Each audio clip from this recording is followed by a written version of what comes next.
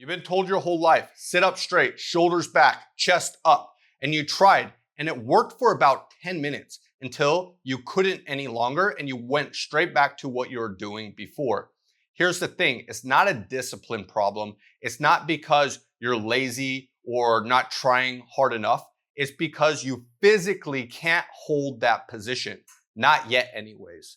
And no amount of reminders, posture correctors, or 5-minute fix-it routines is going to give you lasting change. In this video, I'm going to show you what's actually going wrong and what actually takes to fix it for good. Not how to make it look better just for a photo, but make it feel effortless, like your body's natural resting state, because that's what good posture actually is. Hi, my name is Seth, and I've been in over a dozen car accidents. I've had severe chronic pain for over a decade. I've had my spine realigned more times than I can count, and my neck had a curve in it going the opposite direction from what it should. My spine on x-ray looked like a snake going back and forth all the way up. And here's the thing that was really surprising is that everyone on the outside thought I had great posture, because they would often ask me if I was in the military because I had such strict posture, standing up straight all the time. However, I was in constant pain, so bad that I couldn't even look down at my phone. I would have to bring it up to eye level to look at it. That's how much pain I was in. When it came to my posture, I looked like I was doing everything right with the strict discipline that I had. But here's the thing, I was holding everything together with compensation like duct tape, and I've experienced far more pain because of it. Here's what I eventually learned is that your body has a reason for the position that is defaulting to. It's not laziness, it's what you have been training up until that point. Until you train it differently, you're gonna get the same result that you've always got. Most people think that your posture is about how you hold yourself up when you're paying attention, but your posture is your body's default, what it falls back to when you stop thinking about it. And that default is not random. Now, some people will tell you that there's no such thing as good or bad posture, and they're not entirely wrong. Your body is meant to move through various different positions.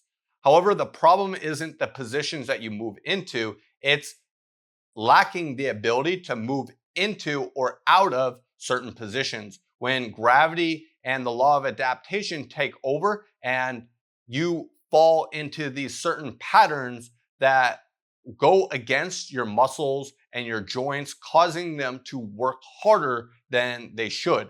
For example, if you hold your arm out in front of you, because it's not over the center of gravity, it's gonna tire out. But if you put your arm over your head, you can keep it there for a lot longer because it's in the center of gravity. You're using just a little bit of effort to balance it and hold it into position versus holding it straight out in front of you where leverage is working against you the entire time. But here's the thing, your body does not hold positions. It doesn't have the structure or strength to maintain. So when your head shifts forward, your shoulders round, your lower back flattens out, that is not a mistake. That's doing what your body was trained to up until that point. That's the law of adaptation. Your body becomes what you frequently expose it to, not just in the gym, but 24 hours a day, including while you sleep. Think about this for a second. The average person sits for 10 hours a day, some considerably more than that. 365 days out of a year. That's 3,650 hours of sitting in couches, desks, car seats, all these things that were not made for the structural integrity of your spine. So your body, your spine molds to these positions that you are in, and it increases resistance when you try to get out of them. This is 10 hours a day where your hip flexors are shortened, your core and your glutes are disengaged, your lower back is rounded with your shoulders rounded and your neck protruding forward. This is not resting when you sit, you're training your body's posture and you're adapting to it right now. Here, I want to walk you through something really quickly. If you take a look at here at the posture that I have seated at the desk, you can see that I'm trying really hard to have this posture. I'm aware at this point. And this is the natural curvature of your spine here. You can see how my head is directly over my shoulders, which is directly over my pelvis. And this is the gravity going straight down. So this is less spinal loading since if you remember the example where I held my hand out in front of me, I'm putting more load on it because of the leverage. But if I put my hand directly above me, I have less work that I have to do to maintain that same position. That's how it is with your spine. But as you become less aware and time goes forward, if you take a look, this will become your posture as you become more relaxed, more tired throughout the day. And now you can see here in this position, I have my spine is more like a C, and my head is not over my pelvis anymore. My spine and my neck are doing considerable amount of more work in order to keep this position. Even though I may be tired and it may be hard to sit up straight, because I haven't trained the correct posture, because that is a difficult position, I'm actually putting more strain on my body for being in this position as gravity holds me here. Here's a simple test you can do to see if you are overworking your upper traps by having your neck not directly over the center of gravity. If you feel here on your traps, when you're standing upright with good posture, you should feel minimal tightness, if any, because your traps are not doing too much work to keep your head in the center of gravity. However, as you move your head forward, you'll feel them engage more and more. Now, if you feel them tight, then you can tell that they're overworking. Here's another test you can do. You lie flat on your back and then feel your traps, and you should be able to compress them and they should not feel tight, because when you're laying flat on your back, they are not engaged any longer. If they are still tight, it shows you that they are being overworked throughout the day. This is a common problem that people have in our society now.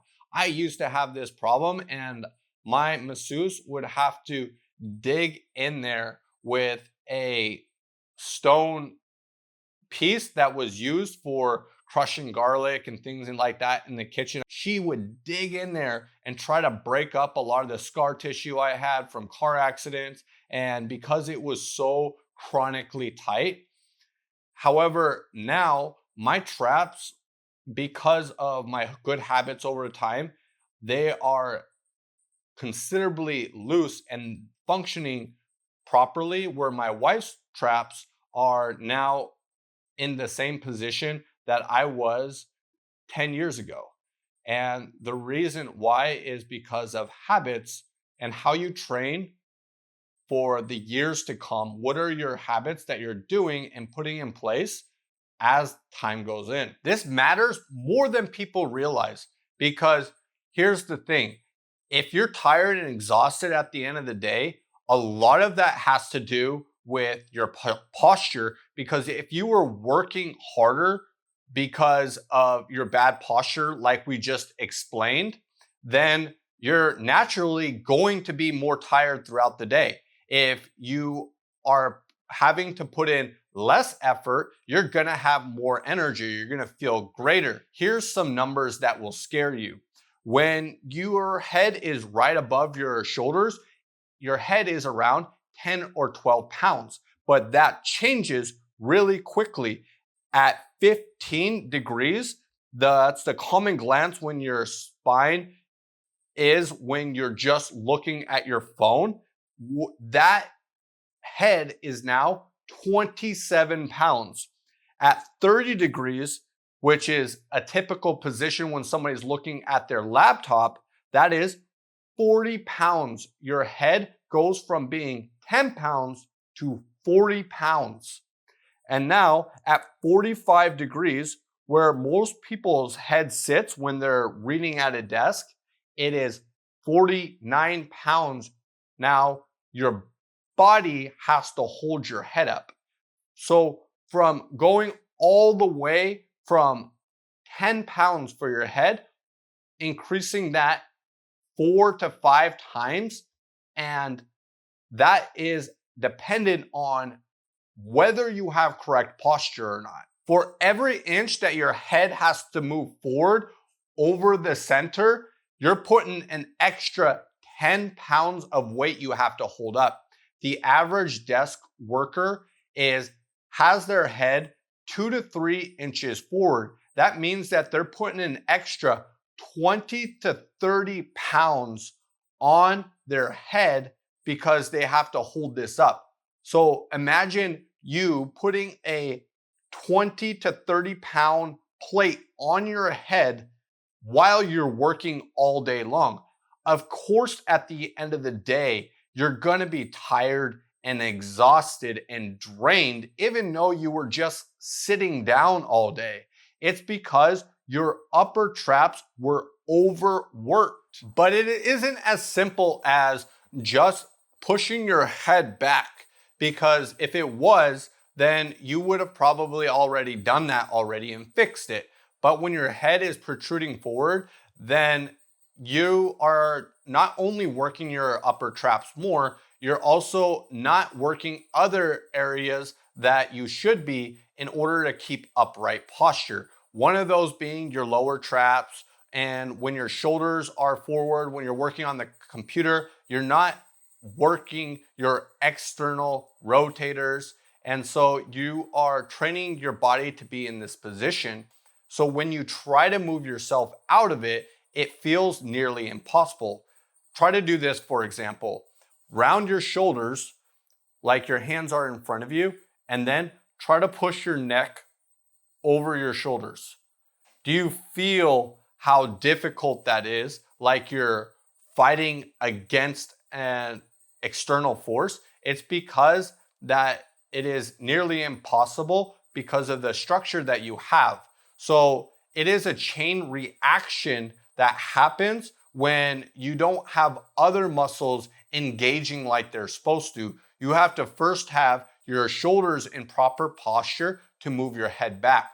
For me, even though I had strict posture and it looked like my posture was good, because I didn't lack the mobility in my shoulders, I could not even put my head all the way back over my body and feel like I was not working. When I pushed my head over my body, even though that demonstration test was exaggerated, for me, I felt so much resistance that I was not working less having good posture, but rather working more because of the lack of mobility in my shoulders. And even physical therapists that gave me many other exercises. I did all these exercises for my rotator cuffs and in the gym on a regular basis. But at the same time, because I did not have the mobility in my shoulder, it looked like I did the exercises great, but I was not going as far as I should be because of my lack of range of motion. Therefore, this had a chain reaction and affected on the positioning of my neck and how hard I had to work in order to have upright posture. Taking that down to the lower body, your hip flexors are shortened, your glutes are disengaged in your core, and now your lower back is overcompensating. No wonder so many people have lower back pain. It's doing a lot of work that other areas should be doing. This isn't just one problem, it's a chain reaction. And every time you sit, drive, or look at your phone, it's another rep reinforcing it. That's why you can sit up straight for 10 minutes and it doesn't fix anything. You can't just remind yourself to have good posture to undo a pattern that your body has been training for years. So if your body is just adapting to the positions that you put it into most, what does that tell you about what you need to do in order to train it to have correct posture? You may be thinking to yourself, I get that. I've tried it all. I've tried band Bolaparts. I've tried face pulls. I've tried all these other different posture correctors that people have given to me. And I did them frequently and they were helping at first, but then maybe you stopped because you got busy or something else happened and you never really corrected your natural default posture. So here's the problem. If you don't understand this one principle, then you won't have the lasting change that you're looking for. I call this the iron scales principle. If you take a look here, here's a teeter-totter. So let's say it has equal weight on both sides. It is balanced. But what happens if one of those sides has more weight than the other side? Then the teeter-totter will shift upward and it will be out of balance, right? So this is your upper body and your lower body. However, all you need to do is balance it out. It's real simple. If you have rounded shoulders, that means that you need to work on your back and your external rotators to open it up so that your front muscles and your back muscles are even and they're doing equal pulling. So that's the iron scale principle. However, it's a little bit more complicated than that because you actually have these like type of scales all over your body that you have to balance. It's more like a Rubik's Cube. When you shift one direction, then another gets out of alignment when you line another one up. So this becomes a little more complicated when you don't know what you're looking for. So if you are doing face pulls and banded pull aparts, but you don't have the right mobility, then you're going to be compensating with other muscles in order to get that same exact range like I did. And it looked like you're doing it properly, but in reality, the right muscles are not engaging fully and you're not getting the full range of motion that you need to. So there's a lot going on there. Because of the chain throughout your body, you have so many different things and components that will affect others. So when you generally look up videos on YouTube, you'll find all this different types of advice that can be very beneficial for the right person who has that unbalanced, and with the correct exercises, they're going to balance it out properly. However, if it is not your problem specifically, you can actually make it worse, adding more weight onto the side that already has too much weight. For example, when I used to be a painter, I would be painting overhead on a ladder and my head was upwards and my pelvis was forward and I had hyperextending my back and I was on the ladder for such long periods of day. I had back pain at the end of the day.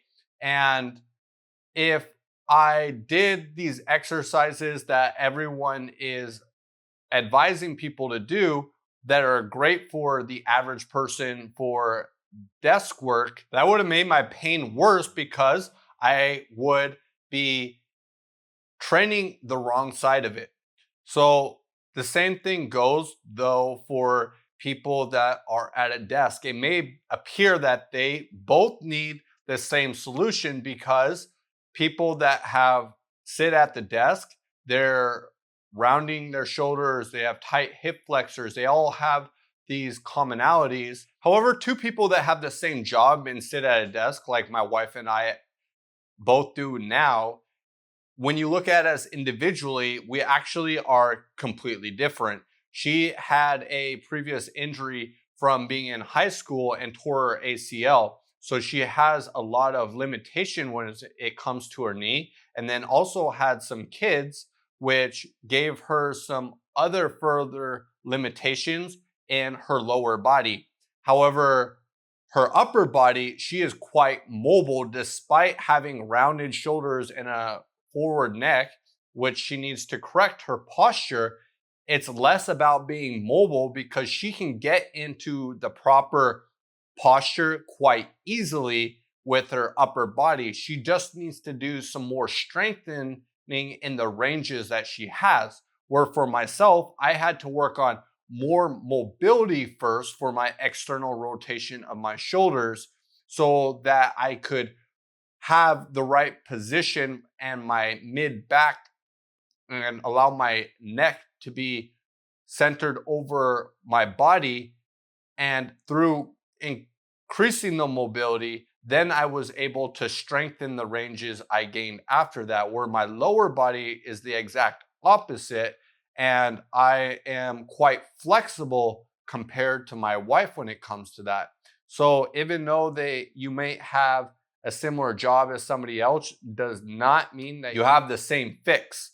And if you listen to generic advice, at best, it may not fix your problem. And at worst, it can actually push you further out of balance. So you need to make sure that you are training the positions that you specifically need to adapt in. So how do you know which positions you're specifically weak in and what you need to gain in mobility, range, as well as strengthen so that you can have the right posture that you're looking for and have more strength and energy at the end of the day?